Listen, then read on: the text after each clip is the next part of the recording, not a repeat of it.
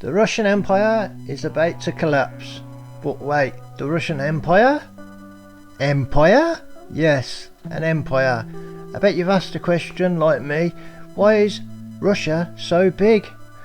Well, it started in the 16th century, the 1500s, and finally got to the size it is today in the end of the 19th century, particularly 1893.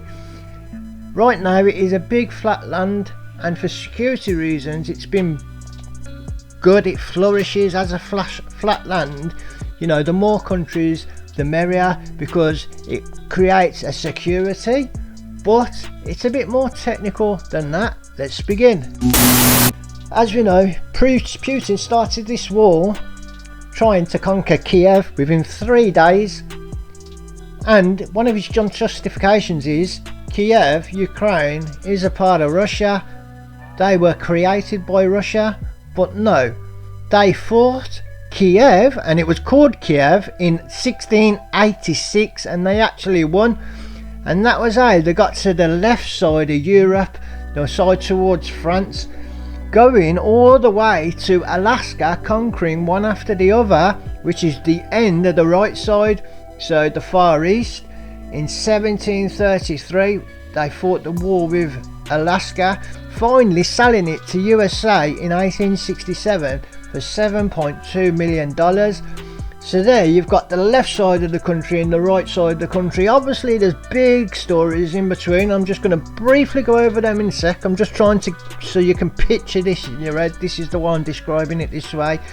In the middle, because at the top now you've got the sea, so they can't go anywhere, but in the middle at the bottom, this is where Persia was, where you'd have Greece, Italy, you know, Asia, etc. And they fought Persia in 1893 and winning that war, finally having an empire established. Once it was together, they realised that, you know, as one they're weak, but as a big part of an organisation they are strong. And it's flat grounds, it's all flat grounds, it's good for farming, it's good, and there's loads of oil there. This is why Hitler tried to conquer Russia, because of one, Leiden's ground, which is basically means living space for the Germans, and two, because of the rich soil and the oil. And this is why, you know, Russians say, the West is jealous of us because of this, because of the oil and the grounds. But no, what they don't know is we're on the third phase now. The first phase, we went from hunter-gatherers to farmland, you know, living on the farm and the crops, horse-drawn carriage, etc. To two, Britain, the Empire, Industrial Revolution, where we went to steam engines. And that's when the wars all started. Europe's always been fighting each other, and Italy, we know, World War One, World War Two, over 70,000 people died. The third stage now is technology. Technology has got to the point where it's worth more in collateral, in money, on computer, you know, than oil and all that put together. Russia now is out of the loop.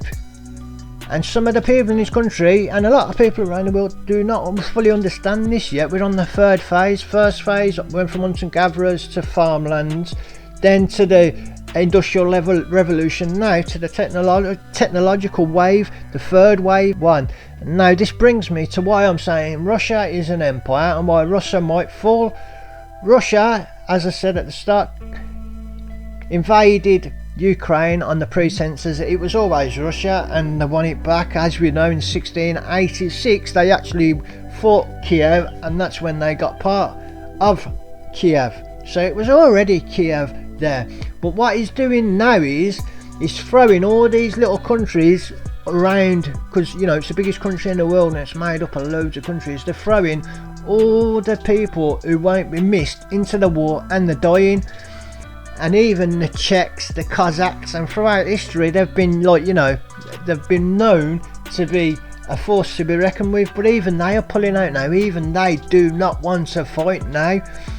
And as we said, Russia's so big, when it gets to the side where France is, Poland, all that, It's like the rest of Europe, it's paved, the roads are paved out of tar, etc. But then when it gets to the long fields going right towards Alaska side, it's still mud. You know, in Moscow, in Russia, they change the pavement 3 times a year. You know, that's more than most modern countries, but they don't even, you know, change the roads to tar once in the outskirts. But these, what Russia, what Putin is not understanding, these are the bricks and the soil what actually keeps his country together, and he's using them, he's throwing them into a war, which is not just Russia. Ukraine's fighting for their soil, you know, they live and die, like me, like you. I'd die for my country. I'm English, I'm more of a king and country rather than a just country kind of person, so I can see how whatever country you're from, you die for your own country. People from Russia Empire, they're dying not for their country on a pretext of this Nazi and it was their country, and it's just all BS. And now you got Steven Seagal siding with them. It's just horrible. But basically, he's basically turning his country upside down, showing it for what it is. And this is the reason why I'm saying the Russian Empire could be no more. It may not just happen all overnight like it did, like the collapse of as communism, but these countries are already pulling away, and this is the last straw. So mark my words, this bit of an history lesson. I've also done shorts on this war, and I also do other things on YouTubers, Samuel Bulgravano, Marco Francini's channel, How to Grow, Chris Chan, DSP, you know, people who are locals, which are basically internet stars who get laughed at for good reason. Anyway, I'm not monetized. If you want to, PayPal in the description. Please like and subscribe. You will take care, folks. Catch you on a rebound. Bye.